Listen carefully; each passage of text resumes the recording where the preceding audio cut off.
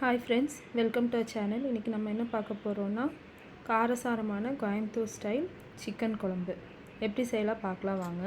ஒரு கடாய் சூடானதும் அதில் ஒரு டேபிள் ஸ்பூன் அளவுக்கு எண்ணெய் ஊற்றிக்கோங்க. அதில் பட்டை, கிராம்பு, சோம்பு, சீரகம், பெரிய ஏலக்காய், சின்ன ஏலக்காய், வரமிளகாய், குருமிளகு இதெல்லாம் போட்டு நல்லா பொன்னிறமாக வறுத்துக்கோங்க.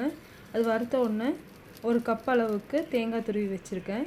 அதை நல்லா பொன்னிறம் ஆகிற அளவுக்கு நல்லா வறுத்து எடுத்துக்கோங்க.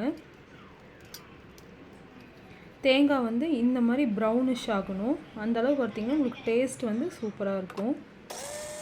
அதை நல்லா தண்ணி ஊற்றி பேஸ்ட்டாட்டம் அரைச்சி வச்சுக்கோங்க, மசாலா பேஸ்ட்.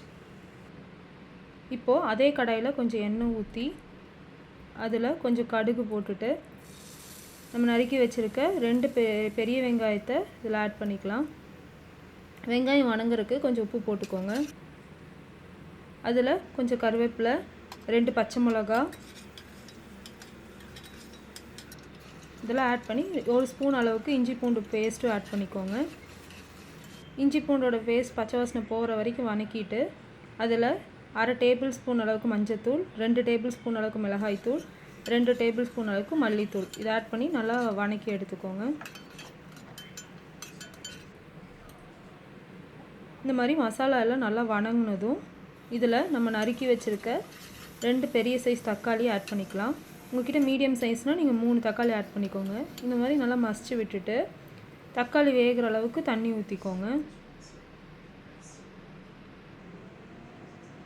இப்போ தக்காளி நல்லா வெந்ததும் இதில் நம்ம ஆல்ரெடி கழுவி வச்சுருக்கிற சிக்கன் எடுத்து ஆட் பண்ணிக்கலாம்.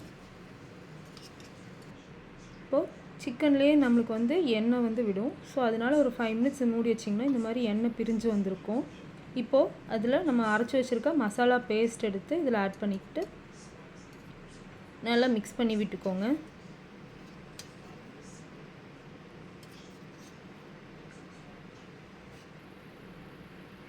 இப்போது இதில் நம்ம டேஸ்ட்டுக்கு கொஞ்சம் கரம் மசாலா ஆட் பண்ணிக்கோங்க.